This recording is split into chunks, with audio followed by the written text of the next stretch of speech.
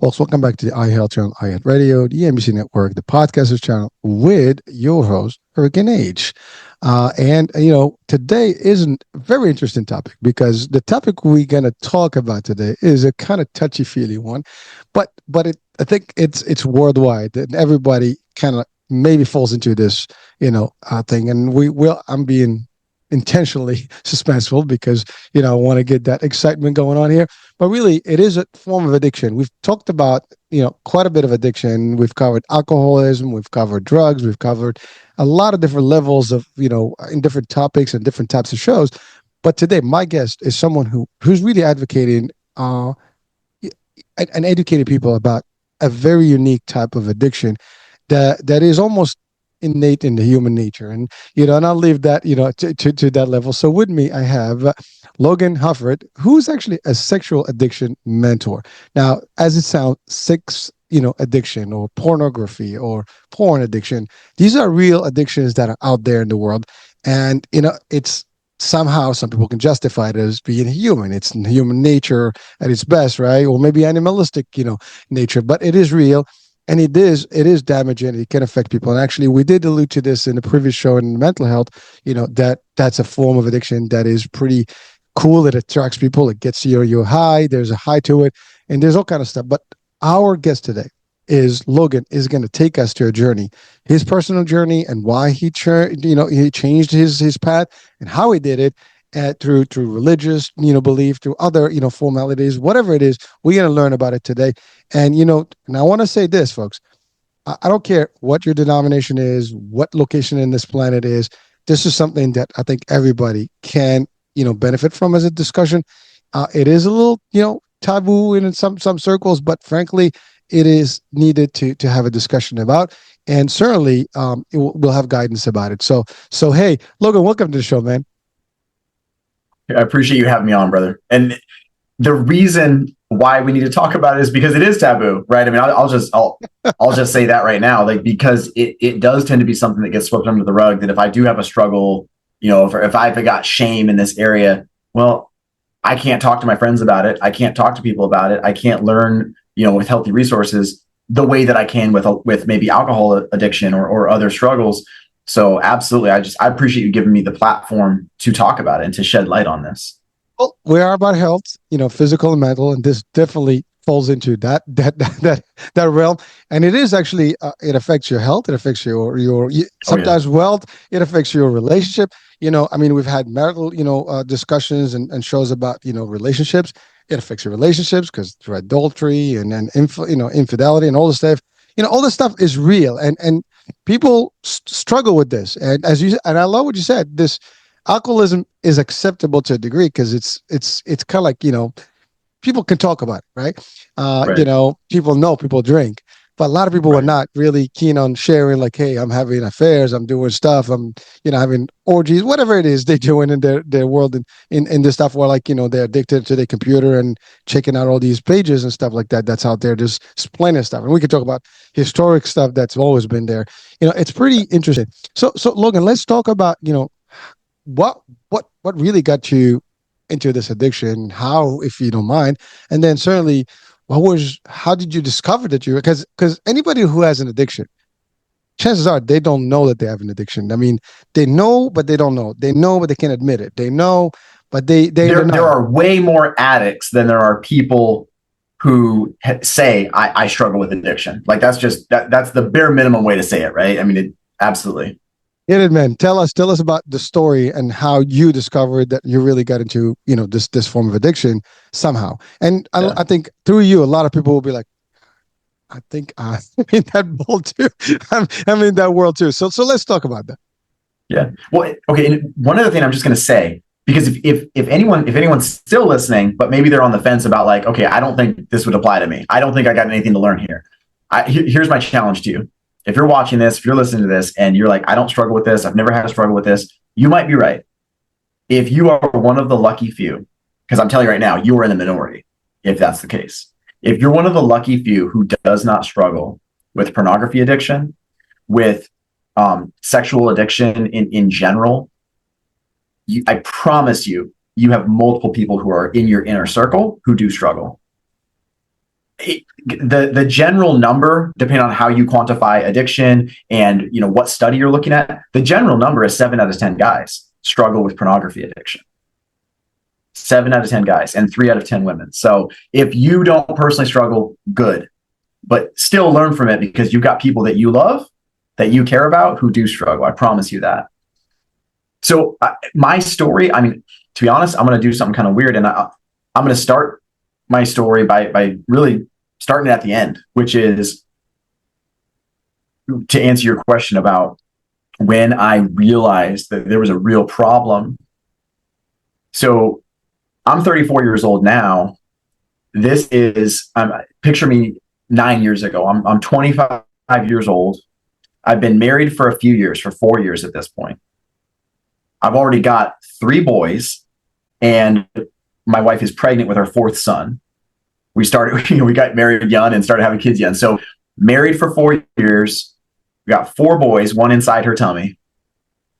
And I've had multiple sexual affairs over that period of time from the time that we first got engaged all the way through to this point in 2015. I have been addicted to porn this whole time, in addition to the sexual affairs. I'd hired multiple prostitutes. The self-hatred, the shame that I lived in, because here's the thing, I wasn't just like trying to escape my life, or, I couldn't handle having a family and I wanted to escape it. No, I wanted desperately to be a good dad. I wanted desperately to be a good husband. I loved my wife. I was very attracted to my wife. I loved my boys. I wanted to be a good man, a good family man. But I had gotten myself so trained, and I emphasize, I got myself. It wasn't anyone else's fault. It wasn't the disease of addiction's fault. But I made so many bad choices over a long period of time, to where my MO, my way of dealing with life, had now become almost a second nature. And it wasn't completely automatic. It was still my choices, but that's what addiction is. It has become muscle memory. It is almost to the point where it's automatic. And so, yeah, it's still a moral choice, but it has become part of my limbic system. And that's something that most people, myself included, before recovery, do not understand about addiction. I take extreme ownership over my choices, and yet at the same time, it became, from a physiological standpoint, it became harder to make a healthy choice the further into addiction I got, because I had literally rewired my brain in a very unhealthy, very corrupted way to chase after those dopamine hits, to chase after the high that I would feel. And when I'm talking about dopamine hits and highs, I'm not even talking about the sexual activity. Like, yes, there was the physical thing that I was chasing there. Sure. Most of the high that I was chasing, it was all of the extracurricular stuff around it. It was getting the text back from a woman, the forbidden fruit, right?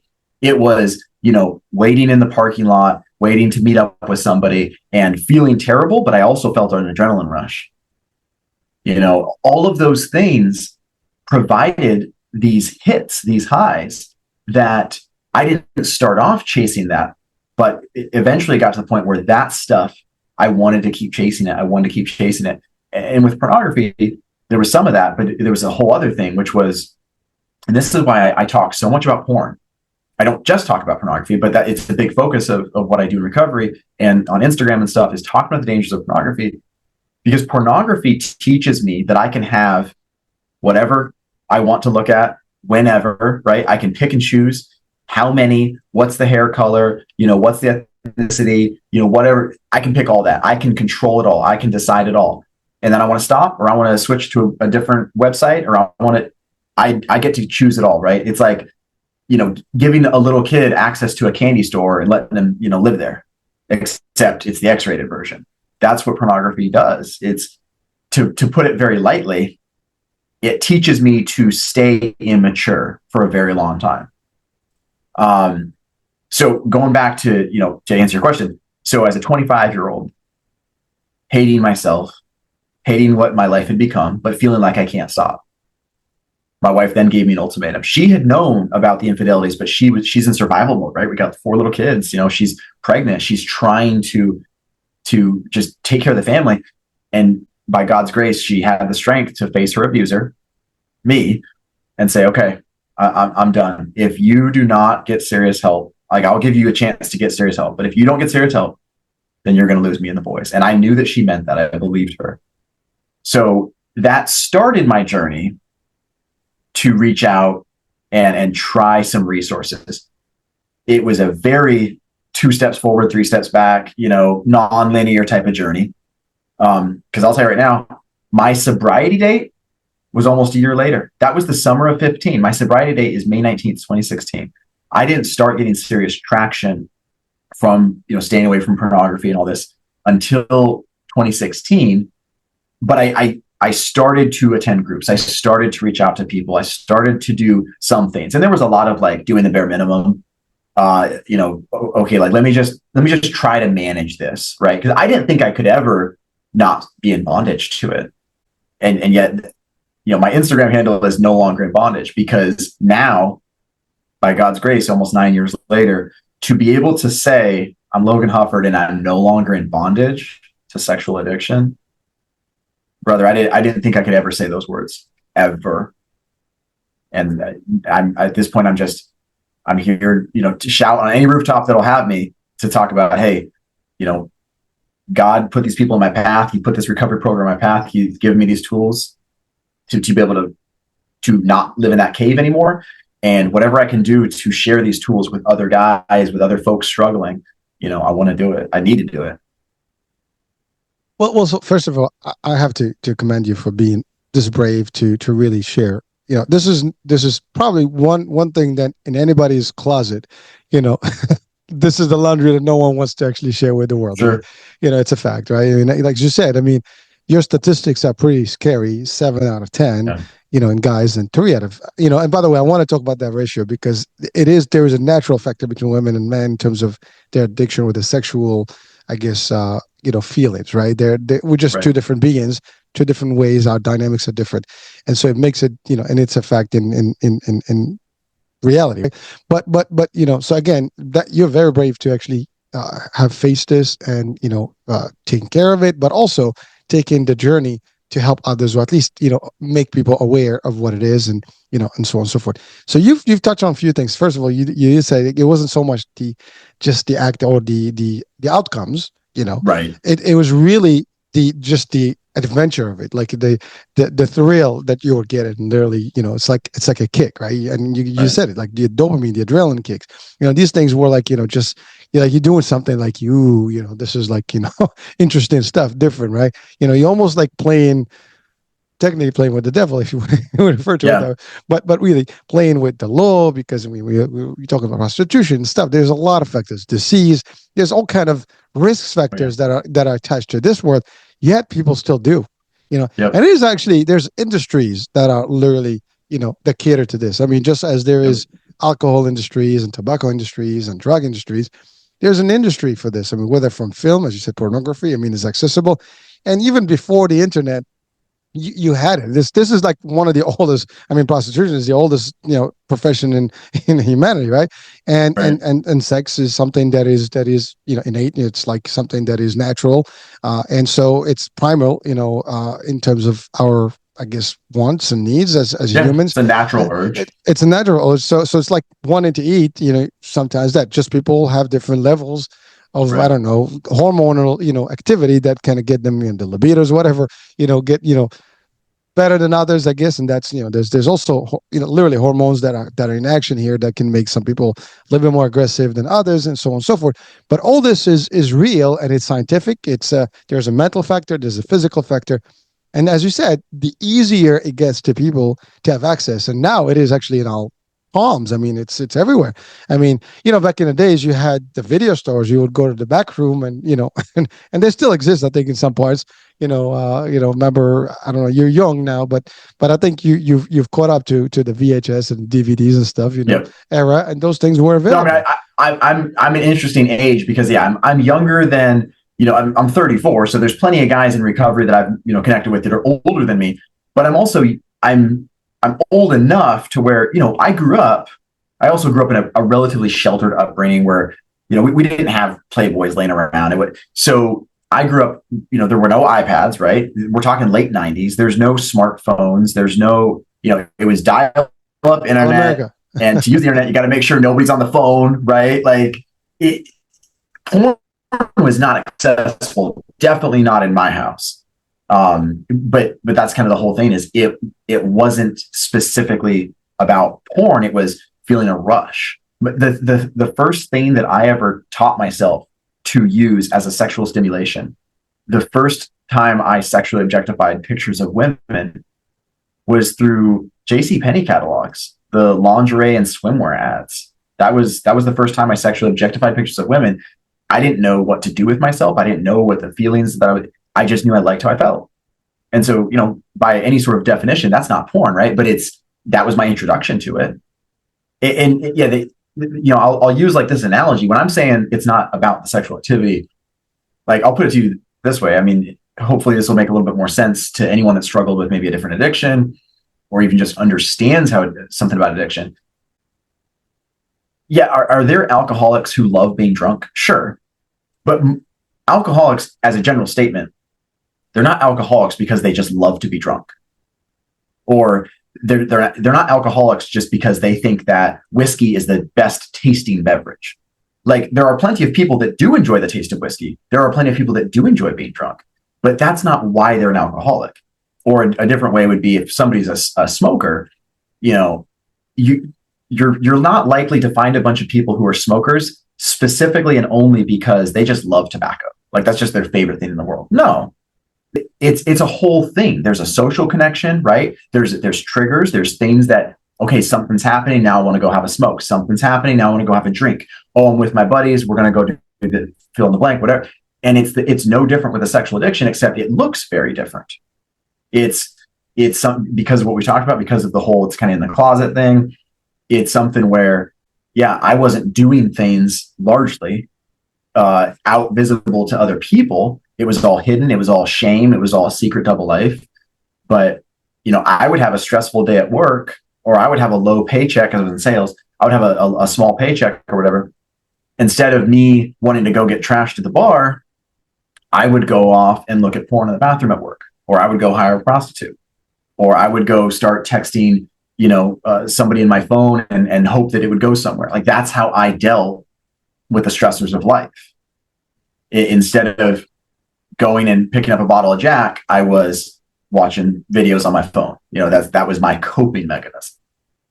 Again, Logan, what do you listen? You're talking about the real stuff. I mean, when you're talking about alcohol and tobacco, there's addictives that are I guess intentionally put into this product, so they actually work your body.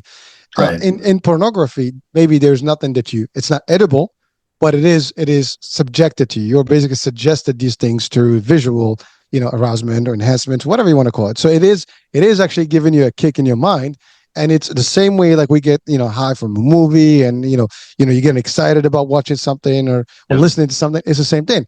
And then, of course, there's the physical piece of it that aligns well with that, and it kind of satisfies, the human needs, right? And so there's that. But again, going back to, like you said, in the era that you were, growing up, it was still not sophisticated to the degree today, right? But at the time, there were toll-free numbers that you can call.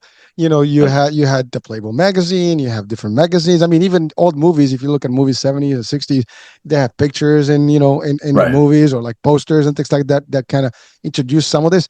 And that's the thing. It's like it's been introduced in the culture, slowly but surely. I mean, if you go back a century ago, even the dress code out there was different. People were more, covered and so on and so forth. And it became a little bit more liberal, and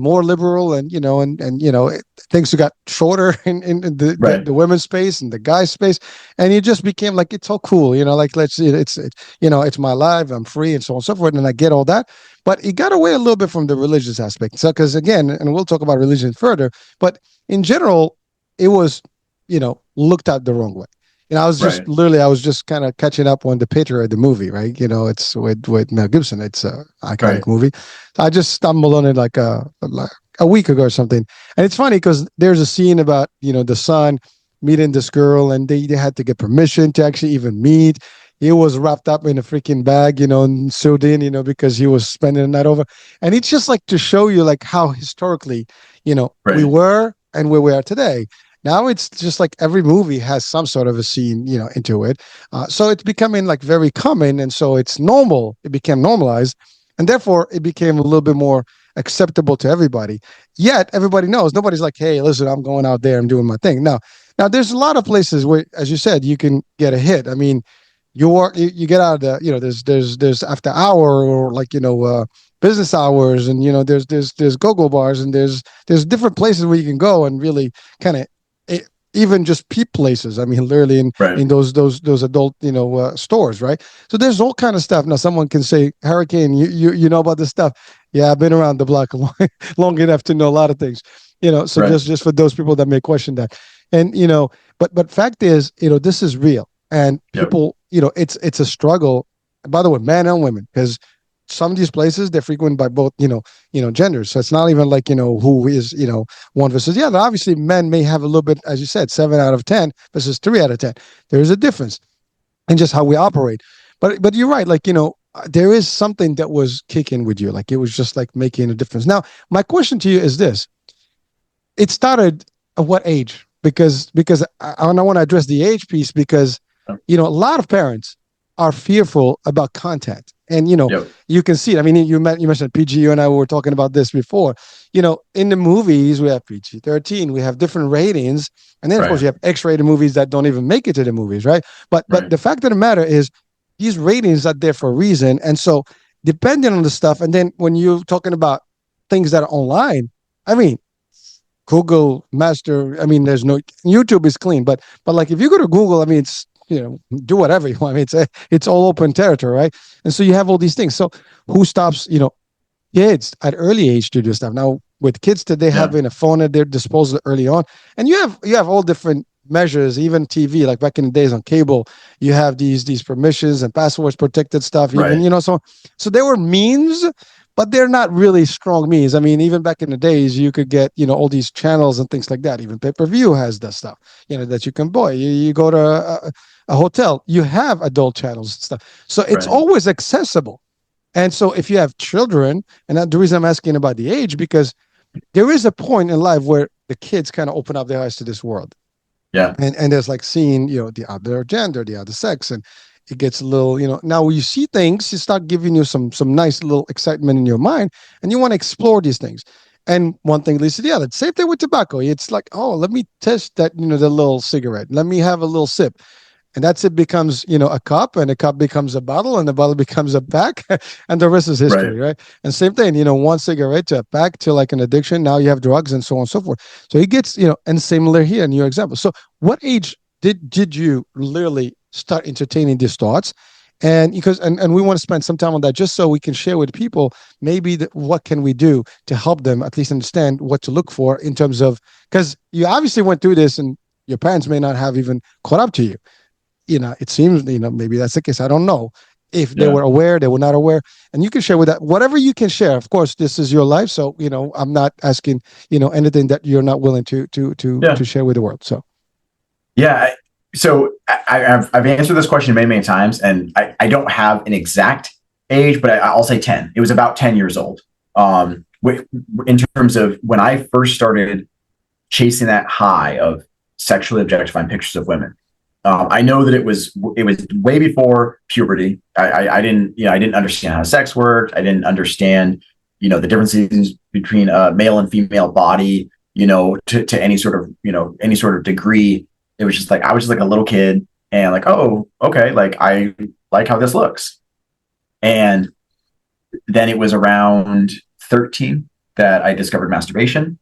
And shortly after that, maybe 13, 14, when I first started addictively watching online pornography. And it was very rare that I ever had the opportunity.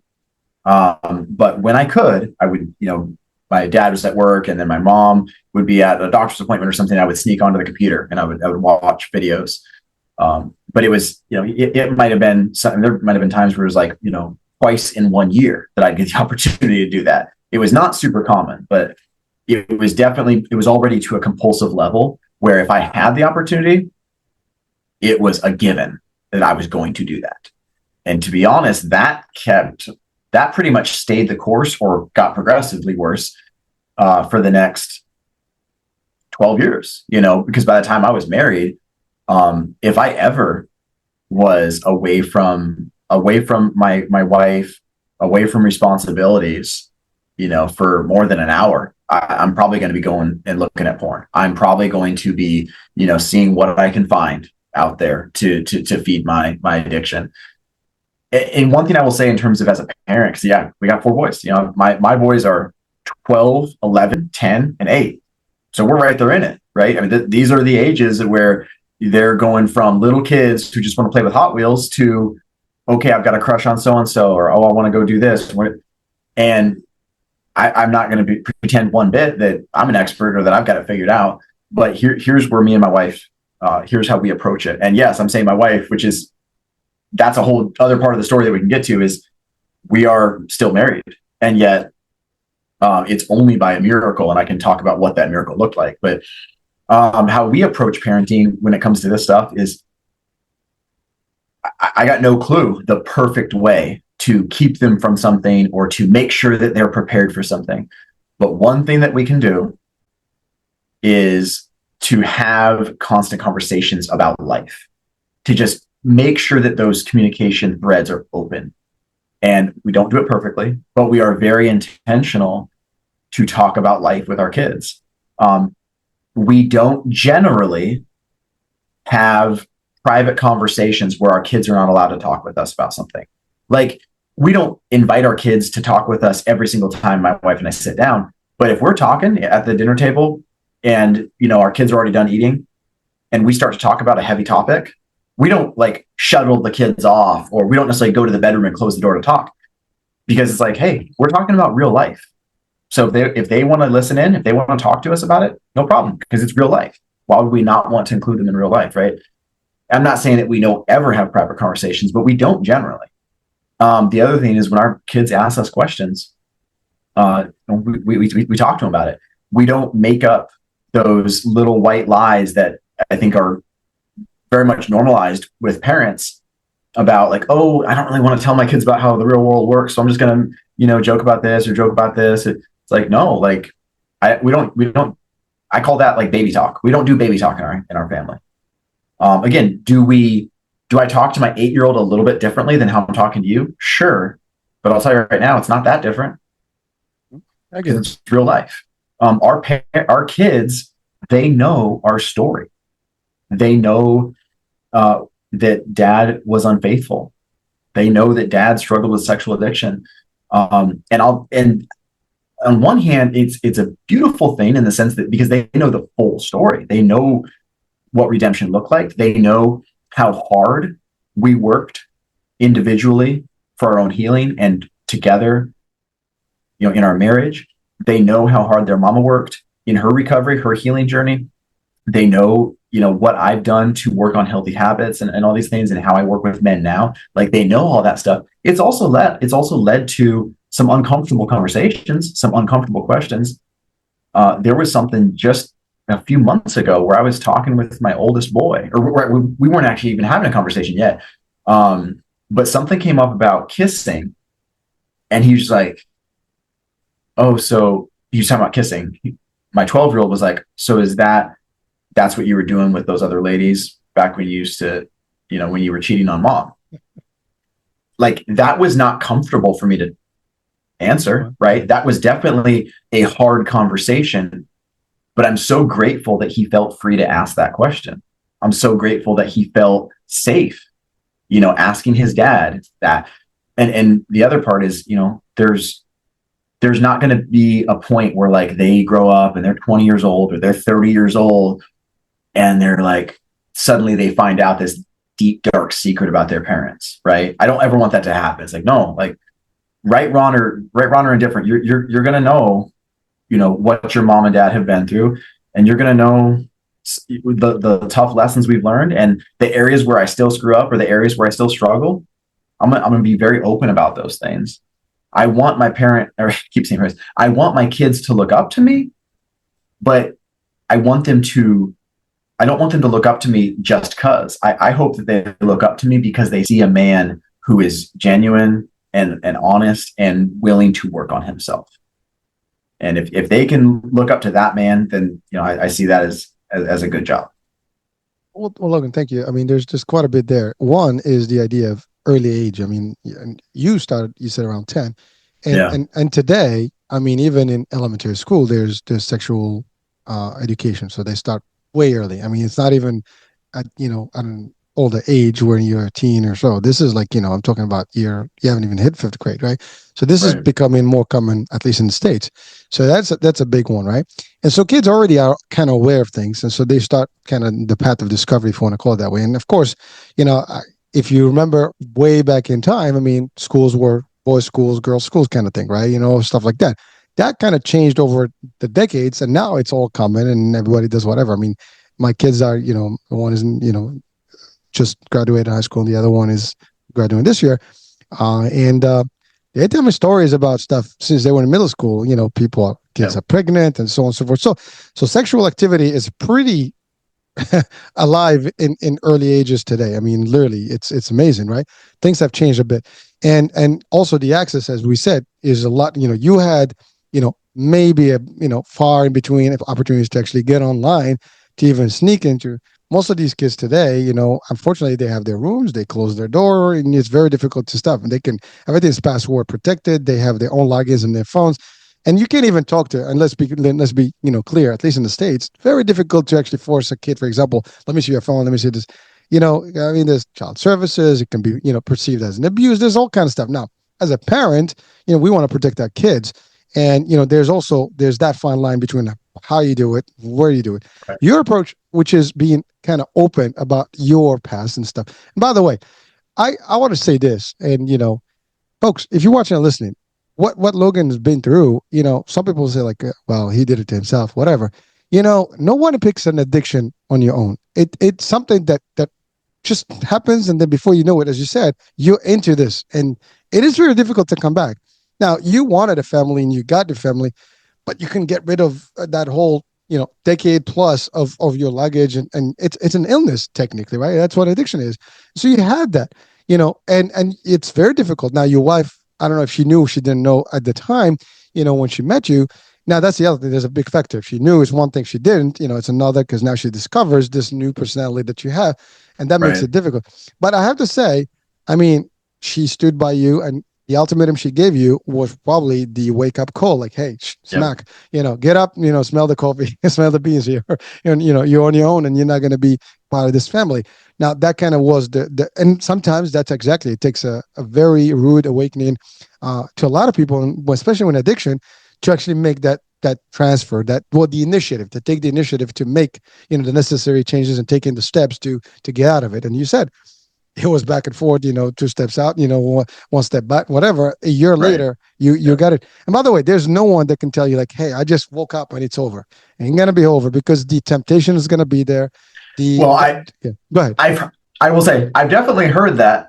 It's 99% of the time it's from somebody who's like, it's their second week at recovery, and they're like, oh, I feel so bad. I'm never gonna do it again. Like, I've already talked to my wife and let her know I'm never. It's like, okay, like, you might believe the words you're saying, but because I've been there. But guess what I did a month later? Guess what I did 6 months later? Guess what I did 2 weeks later? I did it again. Because if nothing changes in my infrastructure, if nothing changes in my brain patterns, if nothing changes in how I deal with life, I'm going to go back to the same. It's like a rut in the road that's just going to naturally take me where I've always been going. So people definitely try to say, oh, I'm healed, I'm good.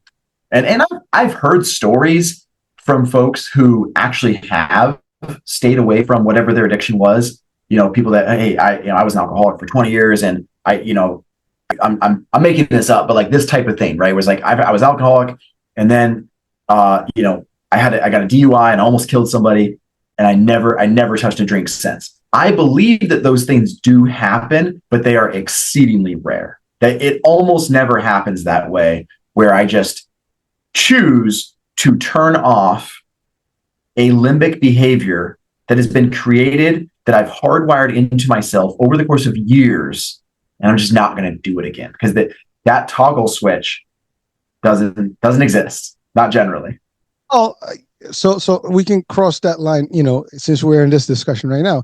So your wife gave you the ultimatum. You Yeah. seek the necessary assistance and help, and it did work out. And you start work on your relationship. Now, as you said, those infidelities or their affairs, were they really affairs? See, that's the other thing that people sometimes may not understand. To you, they were not affairs. It was not for love. It was just to satisfy an addiction. It's like having a hit. Again, I don't Well, know. I don't want to right. judge, but There were different types. And I can expand on that. But yeah. sure, please go ahead. Yeah. So a couple things. Like you and I talked off air. I'm extremely intentional about how I talk about my past because I don't ever want to glorify my unhealthy behaviors. I'm not here to share war stories. That's not what I'm about. I did terrible, despicable things, and I own that. So I'm careful with my verbiage. When I say like sexual affair, or sometimes I'll say sexual encounter, what I'm not trying to do is minimize. I'm not trying to be vague to hide anything, but I also don't want to be triggering as much as possible, right? And my point is not to build excitement with my story and sensationalize it. Most of the sexual encounters that I had with real women were what the general term would be hookup, right? And I hate that term, but that's what it would be. It was I want to chase after this thing, and again, the thing being like the dopamine hits and all these. And then once it gets to fruition, which is okay, now there's a physical connection. Well, now I want nothing to do with this person because now I'm feeling all the shame. I'm feeling all the self-hatred and depression and oh my gosh, I'm such a terrible person. I did it again. I can't believe it. All those negative feelings are just like piled up and there's no more high. So I want nothing to do with that person. That was a very common cycle. There's a whole part of recovery. It's the relapse cycle. And that's a big part of it is, it builds and builds and builds and builds. It's like this giant oval. And when it gets to the point of acting out or, physically involving myself with somebody or looking at porn, whatever, after that period, there's a huge letdown period. And usually I want nothing to do with my addiction.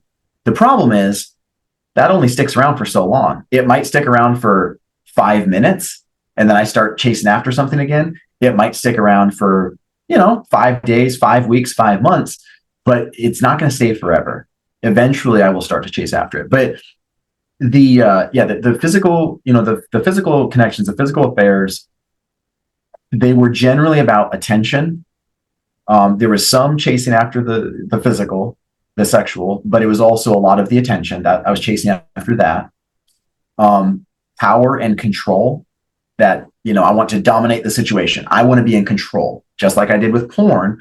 I wanted to be able to do that same thing with a real woman. So, I wasn't going to, this is a really blunt way to put it, but it's honest.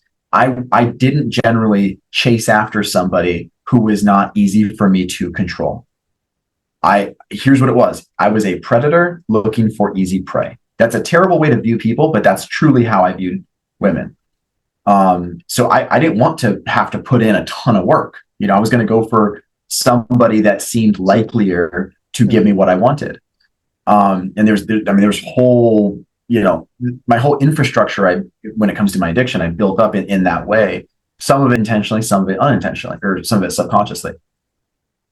But there were a couple, like really, I would say there were 2 women where I was chasing after the attention, I was chasing after the physical, but I also there was a strong emotional connection. And those 2, especially the last affair I ever had, those were really hard for me to truly break from because there was the emotional connection.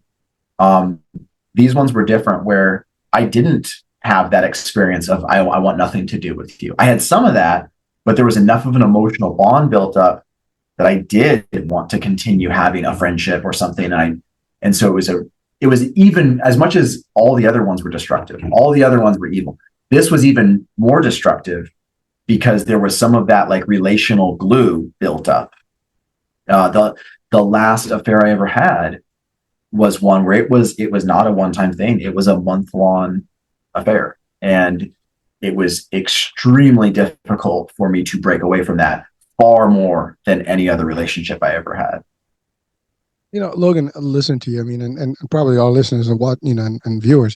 That when you talk, when you have a lot of, you watch shows about relationships and infidelity and things like that. You mentioned something about finding a connection or finding somebody that the attention, right? A lot of people start Right. with just that. I mean, that's all there is. Maybe at home they're not. And by the way, male and female here. So let's be clear.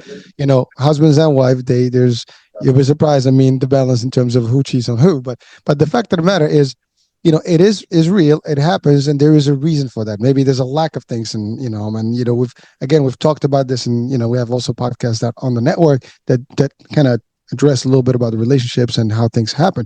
But you have that, and therefore someone starts kind of finding things outside of the household, right, or after the marital, Right. I guess realm, and then therefore now it starts with it's a casual encounter, like you said, a hookup. It's a good, I'm just having a good time, and it doesn't mean anything, right?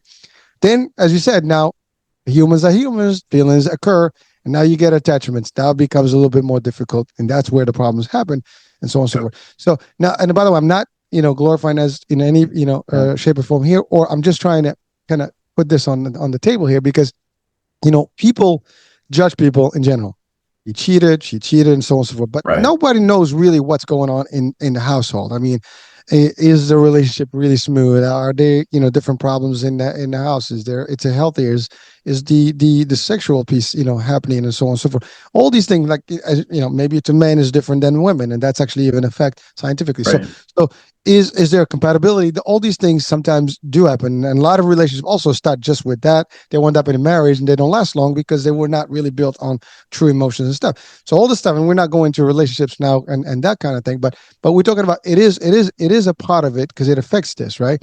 Now, Oh in yeah. your case, you found someone that was willing to give you the second chance, and you worked with her to do this. Especially, I mean, you have 4 kids. I mean, and a fifth on the way. Now, obviously, the fifth Well, is sorry, is sorry. So we had 4 kids in terms of the fourth one was in her tummy. So yeah, we have 4 boys total. Yeah. okay. Three, Okay, I thought three you. boys, three boys I that didn't tell were her. crawling Uh, around, and then the fourth one inside. Yeah. and this was when this all happened. So right, Yep. correct? Yeah. So Yep. so Yeah. Like but she was pregnant or had or already had kids through most of all of the affairs. Yeah. now again, I mean, can I ask you a question? Did you Yeah. in your redemption and treatment, did you seek any assistance, any mediation between you and your wife, and also just some mental sessions and stuff? I mean, again, I don't Yeah. know if that's something you want to answer or not, Oh, but no problem. Yeah. And as with everything I've shared to this point, at least, this is descriptive. This is accurately descriptive of what we did. This is not necessarily prescriptive of what I think you should do, right? I mean, there are some tools and some things I'll share that I think are prescriptive, that are general, good tools. But so me and Carrie, my wife Carrie, we never went to formal counseling. We did a ton of I'll say counseling work in our recovery programs. They were not lightweight programs. But we never did sit down with an LPC and dive into this stuff. Not at all saying that you shouldn't do that. Most of the folks that we work with in recovery do meet with a therapist. There's different ways to find people, that have healthy tools that can give you healthy tools. And of course, it's not a binary thing. Do you do this or that? A lot of people do. Yeah, let me do both. Let me do recovery and find a therapist. But I did heavy therapeutic work within the recovery program. I was in a 2-year, essentially voluntary house arrest program that was hours of homework every single day. Sorry, it was homework every single day, hours of homework every single week. It was a phone call I had to make every single day to another recovery brother, multiple recovery meetings with my mentor and with groups every single week. My wife was going through sexual betrayal trauma healing through her recovery program. So she is doing deep dive work with ladies that have been where she's been. I'm doing deep dive work with guys. But one of the beautiful parts about the work that we were able to do, the people that we were introduced to, we didn't just, and I always highlight this when I talk about recovery, we didn't just meet people who had been where we were at. That is a big thing. Like it's a beautiful thing to struggle and to feel like you're the only one. And then suddenly you're introduced to a group of people who share your struggle. That's awesome. But that doesn't necessarily bring about any healing, because all that does is, the way I think about it is like, okay, so I'm not the only one trapped in this cave. There's other people trapped in here too. So there's some camaraderie, but we're still all trapped in the cave, right? But here's the beautiful thing about the recovery infrastructure that we became a part of was there were multiple people on the other side of healing, multiple people who had experienced years of healthy living, years of recovery. So they weren't just able to say, hey, I get it, I understand the struggle. They were also able to be like, yeah, I've been there, but I'm not there anymore. Let me show you the roadmap to, how to get out of there. And that was a beautiful thing. Well, thank you. What you're doing right now is exactly that, in a different way. I mean, you're using a different platform that is also now available to people. So thank you for doing that. Now, what? By the way, I appreciate how you kind of broke that down, because you're right. There's different ways to kind of recover, and as you said, some people do multiple kind of combinations of things that can help, or you can just do one versus that, whatever works on both sides. But what I like about this is that both of you kind of were determined to maintain the relationship, and work together towards. I mean, your wife could have said, you know what, the hell would you do? I'm out. You did me wrong, and that's it. But she didn't. So right. That's a great woman there in a way. And some people can say, well, what kind of woman is, people judge, unfortunately, a lot of things. But here's the thing: no one can judge other people unless you're in their shoes. So if you're not in the shoes of people, I don't think you can step. But again, folks, we're not here to give you our personal opinion about how you want to, you're running your life. But certainly, let's just be sensitive to every person, because again, no one chooses these things. There's a lot of dynamics in this world that make things the way they are. And we're going to touch slowly. We're going to start emerging into like your other level of redemption through religion and finding God and so on and so forth. Because here's the thing, folks. In this world, there's some solid, religious denominations that are pretty, ancient, right? And I think all these religions have few things in common, and one of them is fornication is forbidden in a lot of the texts and the books and on the religious beliefs. And so unfortunately, I think in modern society we have been so far apart from those texts and books and beliefs and practices that these things are now easier to be fallen into, right? Yep. And it's really, as it's the work of the devil, as I don't care what religion you probably can relate to that, this terminology is used. Yep. And so it's the old sin, right? I mean, it happens. It's something that exists.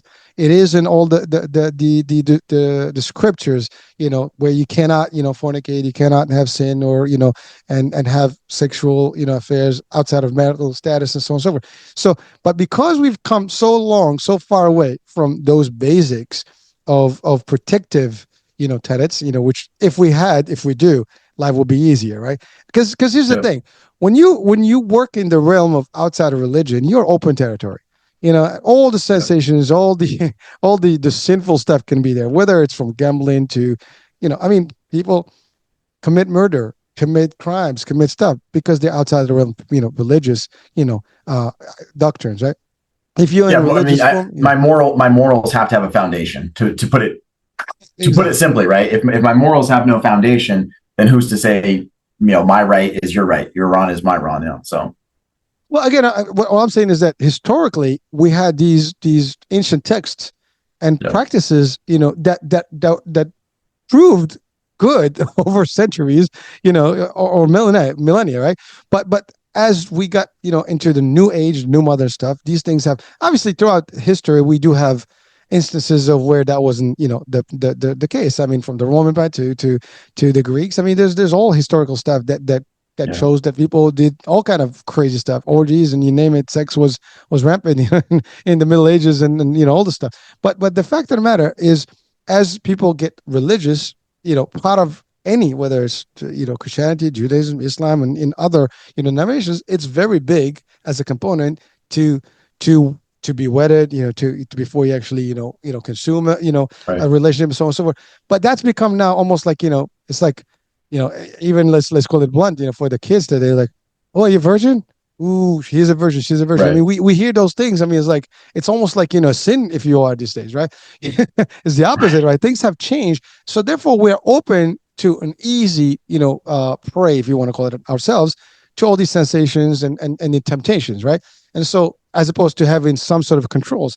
Now, if you have fear of God, for example, you probably will be refraining from doing things. I mean, whether it's cursing and or stealing or cheating or being lying and so on and so forth. People tend to be a lot more scrutinized that way because they have a belief system that gives, as you said, the moral compass is there. So it's different. Right. Now, you have found some of that through somehow. Was that through the process of regression or redemption, or was it just like as you were doing this, you kind of like went into that path so you can help yourself? Was it a Right. tool, or was it actually the venue? Honestly, mine is kind of unique in this way, in that I would not say I found God in recovery. I would not say, you know, there was no knowledge or education that was part of my recovery process when it came to Christianity, when it came to religion. I was raised in, to be honest, I was raised in a lot of ways, the type of home that I want to create for my own family. I was raised in a really good home where I felt loved, I felt safe, but also we were, Christianity was not just a cultural thing for us. It wasn't just like we go to church on Sundays. We did do those things, but my parents did a great job. They taught us the Bible. They taught us scriptural truths. They taught us, principles to live by. And a lot of that stuff I've kept with me, from my childhood. But it's also a reminder that head knowledge isn't enough to save you, right? Head knowledge is not enough to keep somebody from going off and doing stupid, in my case, right? I'm the type of person who, generally speaking, I got to like touch the stove 5-6 times and get burned 5-6 times before I stop touching it. And so it wasn't enough that I had memorized Proverbs and that I had gone to church and I knew I could tell you the gospel, I could recount all that. And I believed it in my head. I believed those things to be true.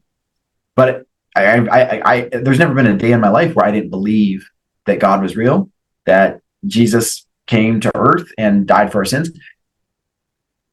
I just felt like I'm too screwed up. That I guess that's not going to be for me. I'm too jacked up. I've missed the boat. So that's where I was. Because when I talk about self-hatred, when I talk about depression, like, I'm not mincing words. I wanted so badly for God to just take me off the earth. I wanted so badly to have never been created. And yet I was never willing to, push myself off the edge, because the way I looked at it was like, well, I know where I'm going to end up, so I don't want to do that. So even in the darkest of, no, you're good. Even in the darkest of places, I still believed like biblical truths, but what happened in terms of religion has been a huge part of my recovery walk. But I don't even like think about it as religion, just because I think that is kind of like a stuffy word. It's like, no, what happened was God used the recovery process and people that were part of my recovery walk to lead me to a place where I could even go, okay, I can have a relationship with the Creator. I can have a relationship with my Savior. It's not about me being perfect. Yes, I'm accountable for my actions, but I am called to something greater, and my past does not have to define my future. My past matters, and my past is real, and consequences are real. But an incredible part of my life that I'm so grateful for every single day is that the very thing that kept me in bondage, the sexual sin, the sexual addiction, sexual infidelity, all this, the very thing that kept me feeling like I was the worst human to ever walk the earth, the worst dad, the worst husband, God has equipped me through recovery to take that and now like use it against the enemy, use it to help other men, because it's given me a platform to speak from. And so the thing that was my prison, sexual addiction, has now become something that has equipped me greatly. to be a better dad, to be a better husband, to be a better man, because I know what it is to struggle. I know how much I'm grateful for every single day, because I know how much I don't deserve my family, So like I could go on and on just on that one piece. Like motivation for me, one word, gratitude. Because I'm surrounded by things that I should, by my own merit, I should have lost. And yet, God has chosen to allow, to give them back to me. I'm so thankful for that.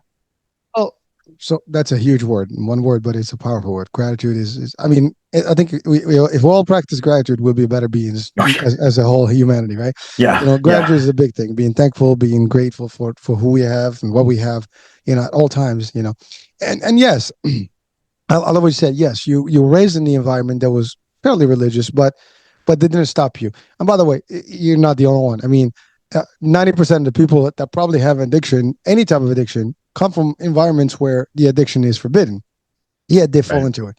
Because again, if you think about it, if there is a good power, which is the power of religious, belief, then you have the power of the evil stuff, right? And so those two energies kind of go, side by side and facing each other at all times. It's the old fight, right?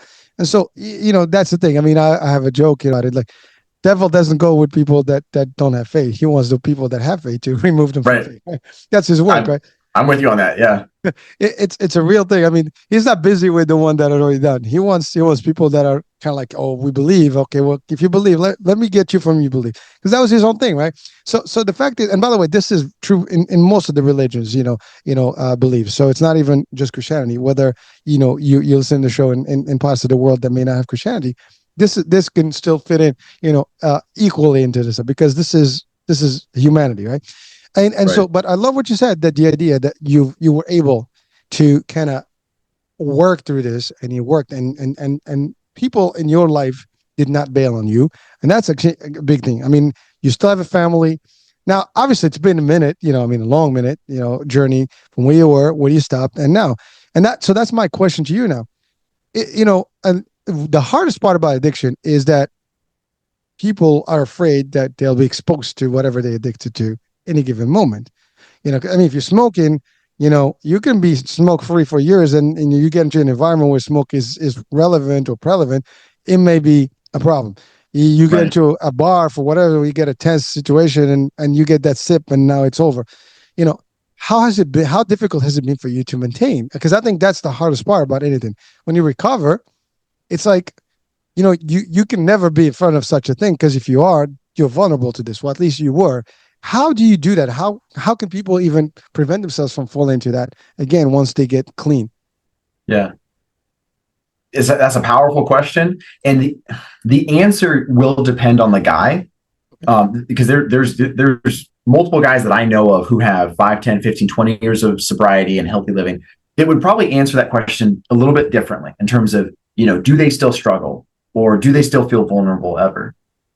But across the board, I would say this is true of anyone I know in the recovery program that I'm a part of, anyone who's got 8, 10 years of sobriety, and definitely this is true of myself. The answer is yes, I do still struggle, but I don't struggle. It's not even the same ballpark. It's not even the same league as what a struggle was 8 years ago, 9 years ago.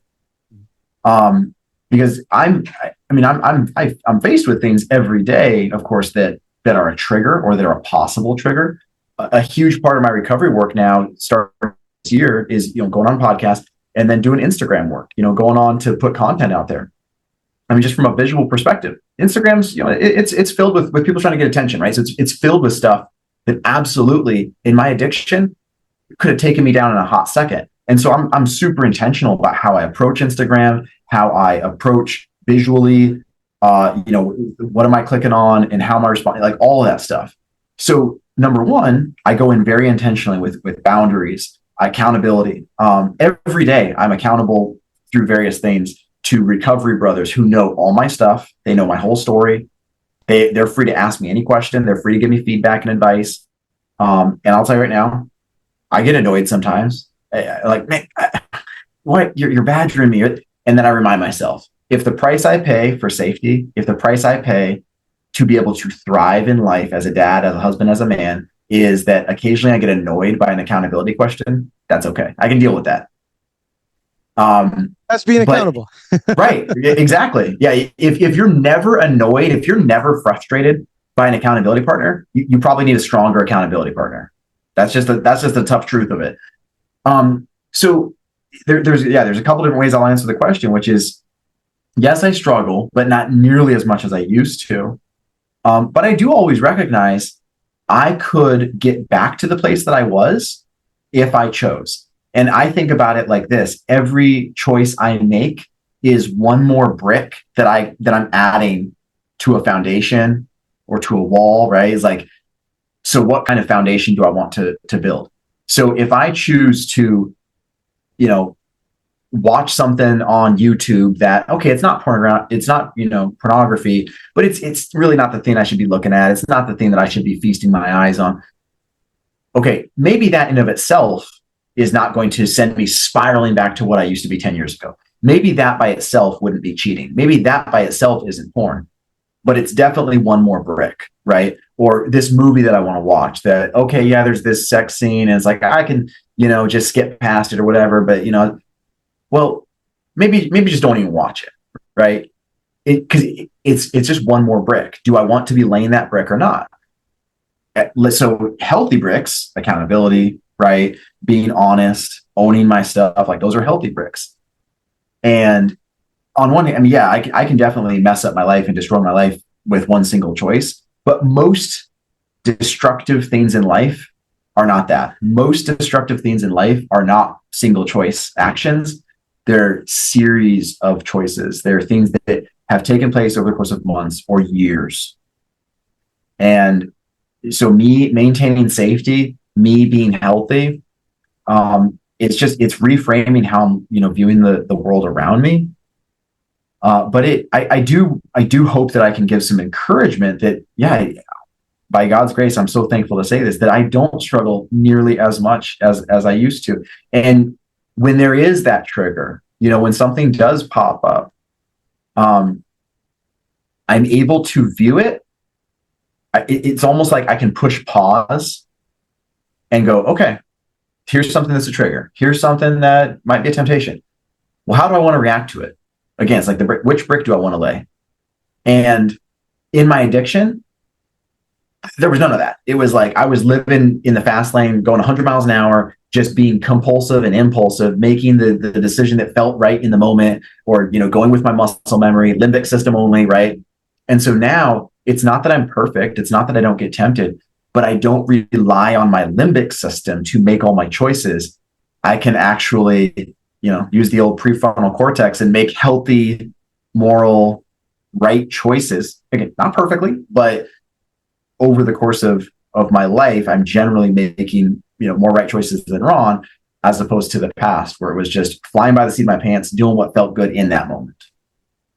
I think what you're describing really is you trying to you remove yourself from the equation of anything that could be a risk factor. One, two is you are in a position like everybody else that may not have an addiction, right? Because technically, anyone that is not addicted to porn or otherwise, they all come close to these things. But then, as you said, what's holding them back is that they have a different way of thinking of things and they look at it this way. So you basically are, I would say, normalized to the level of anyone without addiction.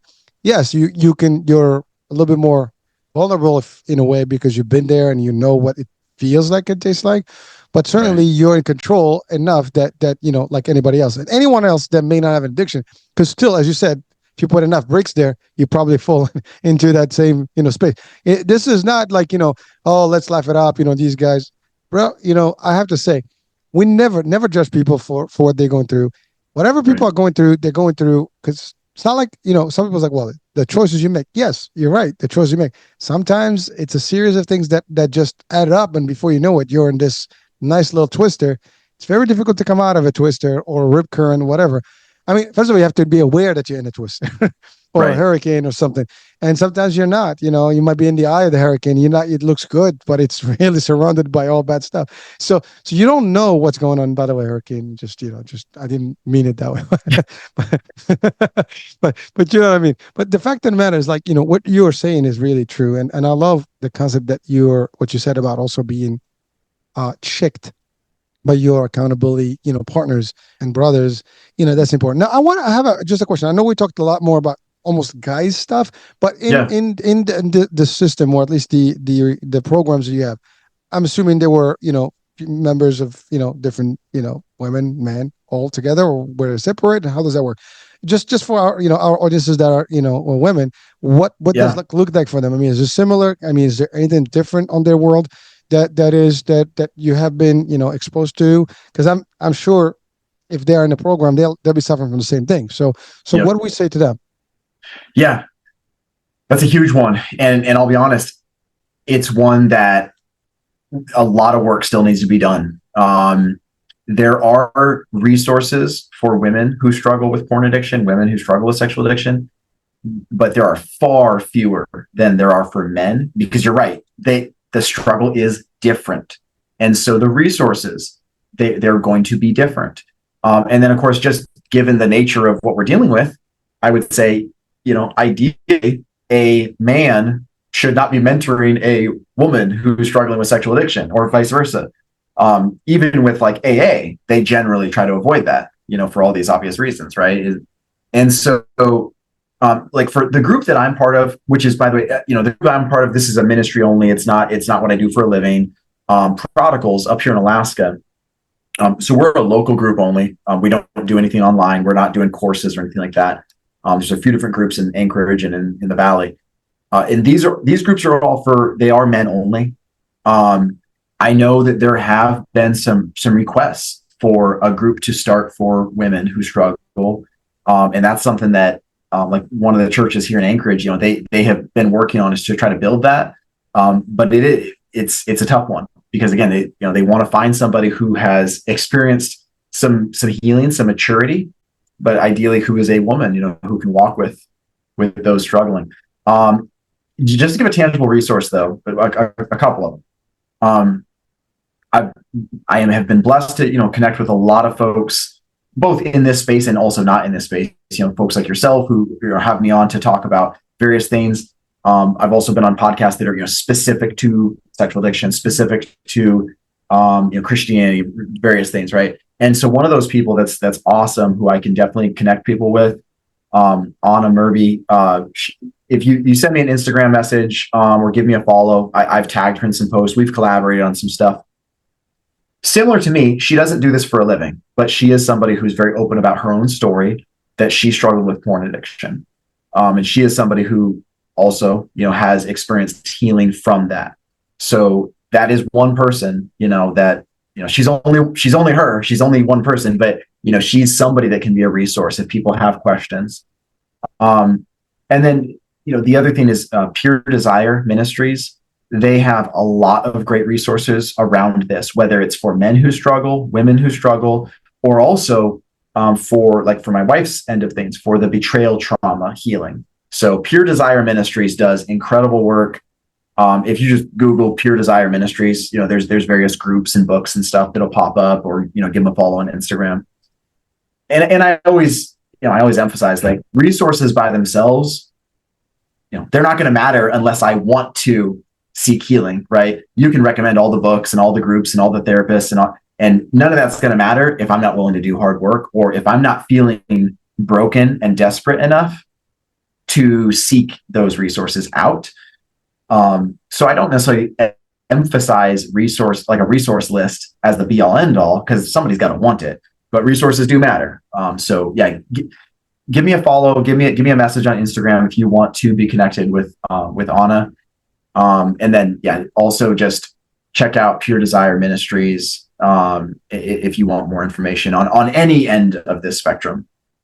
Well, Logan, thank you. I mean, the work you do is really sharing. You are a resource, at least, because people who will follow you, they will know the struggles and stuff. You also have different connections that you have made that can help and Right. assist, finding a way out of this. And by the way, thank you for trying to clarify, the idea between, women, I guess programs versus men programs. And by the way, when you're talking about sexual addiction in today's space, it could be men, women. There's all kind of Right. levels, so that could be dangerous either way you want it, even within one group. Yeah. So again, it is just, it's an addiction no matter what you how you slice it, right? So it's very difficult. So I think there's got to be a way to help people get out of this. And certainly ministries do a terrific job about these things. And I think they're available in all kind of, you know any church or religious system probably has some level of potential help that can guide people. That's one way to do it. I'm not sure, but yeah, go Well, ahead. as a sadly, not nearly enough, and it's very common, especially in churches. To be honest, this is kind of starting to go away. But as somebody who grew up going to church, and I had a great relationship with my church, this is a common. If anybody's been a churchgoer for a long time, you've probably experienced this. There can be this sentiment within a church that it's like, well, you shouldn't need any of this mumbo jumbo psychotherapy. All you need to do is read your Bible more, be a better Christian, love God more. That's what you need to focus on. And it's like, I should be those things, yes, but I also need to do the I need to do the tangible work, whether it's recovery program, therapist, whatever, of rewiring my brain, right? Of building healthy habits, healthy infrastructure. So again, it's not one or the other. It's like I need to be doing both of those things, the spiritual and the physical tangible. Oh, yeah, sorry, you made me smile because what you described here is the same thing. Like, it's like telling someone who's really sick, well, all you have to do is eat healthy. Well, I can do all that stuff once I figure out my sickness. I Right. got to fix my illness first. I got to Right. fix, and then I can go to preventative stuff. And No, that's a yes, good way to look at it. Yeah, yeah. it's the same thing, right? Because I mean, what you're describing, yeah, that we should all be doing these good things, right? But unfortunately, when you pass that point of no return, you're already in the disease mode, or or the sickness or illness. Yeah. Now you got to fix that, and that's not going to be just because you want to believe. Because if that was it, that easy, it would have been. Now, of course, belief works, but you Yeah. have to get out of it because the whole idea is that you are so far apart now and you have all these anchors that are guiding you and pulling you in the other direction opposite of where you're supposed to be. So again, like everything Yeah. else, we if we can get the default right in the first place and maintain it, that's great. But a lot of us Yeah. today are kind of deviating from that, and so we need that assistance. And you know what? The more resources, the more help we can have, the more at least being open to discuss these things sometimes is just the key. As you said, a lot of people may not, you know, state it, but they may be going through the same stuff. They just don't know about it, or they know about it. They don't want to share with anybody because, like, it's hard to tell people, hey, listen, guys, this is my problem. you For know, sure. people will probably make fun of you or judge you or whatever. You lose friends. It could be, a disaster because now your spouse or significant other can have a very bad reaction. You try to solve problems, maybe avoid. It can be a lot of things. Now, obviously, we're not Right. going to solve that today, but certainly being aware. That's the first step. Seeking the help is the second, step. I think, based on all the processes that I've, talked to about addiction. Those are the key elements, and being willing to take the necessary steps and maintain, because this is not a quick fix. This is a long journey, and you cannot relapse. You got to continue, and so you have to put all the measures in place to prevent it. And as you said, you can see triggers, but you avoid being even in the presence of those triggers, because that's the way to actually do it. Like, literally, if I have an addiction with alcohol, I'm not going to hang out in a bar. I mean, let's just be clear. It will all be Right. like defeating the purpose, right? I mean, someone's like, well, you have to have strong will. I mean, I don't care how strong will you are, but if you have all the environment that is completely, gonna get you back into it, that may not work. Will alone does not work. But Yeah. the best will is not to be even in it, right? To just be outside of the whole concept. So it's an important piece. So thank you for, I mean, we've exceeded an hour, Logan, but It's it's okay. just, it was cool. We've covered quite a bit. And thank you for really coming out and also sharing your life and through the work you do, and really you're helping people avoid where you are, where you were, and really you give them hope that they can do this. And even for those that may think that their relationship and the families can be at a risk, there is a hope for that too. So you're really giving hope to people that no matter what. Now, at the end of the day, folks, we are human, we are sinful, we are weak, and Yep. temptation will always win if we don't have the solid, preventative measures, as you said, as the church you referred to. So we need to build our foundations correctly. But even the best of us with foundation can still weaken, and certainly fall into these traps. And again, and these are a lot.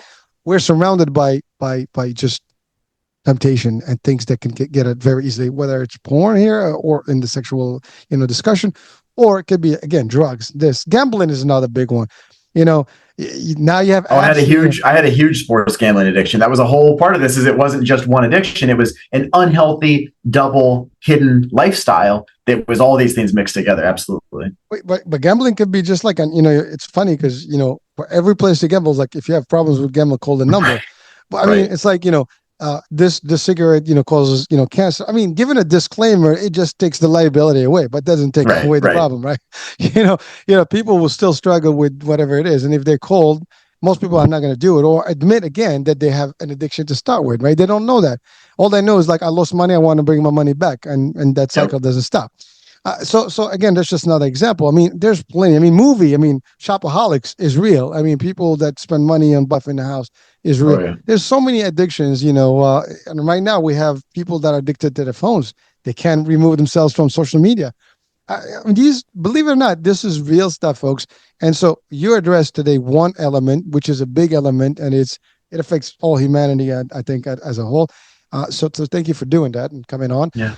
And again, so you said your handle on Instagram is No longer in bondage. And there's periods in between the words. I think if you just search no longer in bondage, I'll come right up, Logan Hufford. But yeah, my handle is no period longer period in period bondage. I'll have the link in the description of the show so people can link up quickly to you and then they can, connect with you and you can guide them, you can share with them, you can help them. Certainly that's the great work that you're doing. So thank you so much. So since we come into the end of the show, what would be some words of wisdom to just leave our audiences with right now? Whenever I'm asked this question, I usually come back to the same thing, which is my mission on this earth. Like I firmly believe, like why God, created me and put me on this earth. It's not to keep people, to explain addiction, to scare people so that they don't ever fall into it. No, like that would be great, I suppose. But my whole mission is so that somebody can hear this, watch this, see me on Instagram, whatever, and go, okay, I've already done all that stuff. I'm struggling right now. But they can be like me and go, whoa, other people have gotten out of the cave. Other people have found freedom. And so what I want to leave anybody with, whether you're somebody who has struggled, or maybe you're somebody who has, struggled with betrayal trauma, you've been cheated on, you've suffered that way, or again, maybe just a loved one, right? You're a dad, you're a mom, you're a pastor, whatever, of somebody who has been through this. I promise you there is healing available. There is freedom. There is recovery available. Everyone's path is going to look different. And some people's path is going to be way longer and more uphill than others, but there is healing available for every single person. And that's not cheap words. That's a big promise, but it's a promise that I'm willing to make because I've seen it time after time, people who have gone through incredible struggles, and natural consequences are real. Again, the journey to healing is going to look different for every person, but don't ever think that you have done too much, that you've done too much wrong, you suffered too much, or you've been in this addiction for too long, that you're not going to be able to find freedom. I promise you, if you seek it, you will be able to find freedom. But you got to diligently seek it. It's not necessarily going to be the first book that you read or the first person that you've listened to on a podcast or the first program you try, but you got to keep working on it. But healing is available. Like everything else, right? It's a work in progress. You got to do, Okay. take the steps and take the action. There was something that I wanted to just address quickly because when you mentioned something about you didn't push yourself over the ledge and you said, I know where I'm going. I kind of Yeah. laughed. So I just want to clarify because some people sometimes they get critical and Sure. on these shows. So first, let's be clear. When you refer to that, as the thoughts of suicidal, kind Hmm. of ideation, that's Yep. pretty real, and it's happened. We've covered a lot of suicide, shows with psychiatry experts as well as different, professionals in the area and therapists and advocates. It is a big deal. People get to that point. But as you said, from a religious perspective, you were there. So I wasn't laughing because I undermined the idea. I just and laughed as you said that what the outcome. Now, of course, some people say like, you know, because in the most of us that believe in some sort of a denomination of religion, it is kind of like known that suicide has a different outcome in terms of heaven and hell and all this stuff. So that's a Right. that's a whole discussion on its own, Right. whether Right. you believe or not. But that's what you referred to. So that was because you went there. That's why I laughed. But the fact of the matter, folks, we don't want that in anyone. We need people to seek help, just like for Yep. addiction. That's a big that's a pandemic that exists and it's ongoing and it's actually affecting younger and younger people. So again, for those of you who are watching and listening, if you need more help in that area, please do refer to our shows that have to do with that or other aspects and shows out there that talk about suicide. And always 9998 I think is number for that purpose. So seek the help that you need there. Don't undermine it. It's a big serious problem, and a lot of people sometimes get to that point and they start thinking about it. In your case, that wasn't the case because you kind of went back to your roots in terms of religious doctrine, and you figured out like I don't want to do this because and that's a pretty scary thought when you kind of believe that might wind up in the wrong place, and I don't want to do that. It might be preventative. And to be honest, for me personally, like it wasn't even if I make the choice, then like that will put me in hell because like suicide specifically. I know that is, yeah, certain religions that is a thing. With me, it was just like, well, I'm looking at the evidence. I guess I must not be a Christian because otherwise I wouldn't be messing up, right? Which is its own ball of wax that I had to work with. Is like Christians can still struggle, but Everybody yeah, does. Well, again, we're human, right? yeah, So that's the yep, thing. If you exist as a human, you are not perfect, yep, and sin is around us, and there's temptation, and there's different ones, and there's different types, and the devil works in mysterious ways, and he knows how to do things, to get us. He's got enough expertise. He's been in existence from the beginning, so he's got a little bit, a few years and decades and millennia ahead of us in terms of his plan and work. So it's crazy, but it's real. So from a religious aspect, that's at least one angle. And even if you don't believe, folks, at the end of the day, no one wants to go to that route. Don't end your life because you're meant to do better in this world. We want you to just strive and do better. And if you're not sure how to do this, seek help. That's the main thing. So again, I just wanted to highlight that because that's a big point. And although you didn't really kind of talk about it, you kind of refer to it. But I just wanted to touch on it here quickly. So again, 998 number or seek your local help, whatever. If you even thinking and you have these ideologies or thoughts in your mind, and we all have these thoughts, and some people get them more expend more expendable than the others and more expensive than others. Don't entertain them, folks. All right. Well, Logan, thank you so much for being with us. And, we spent a nice chunk of time, but it was worth every minute of it and every second, a lot of good, valuable insights and, through your own experience. So thank you so much, man. Appreciate you. thank you, brother. I appreciate you having me on. Pleasure. So there you have it, folks.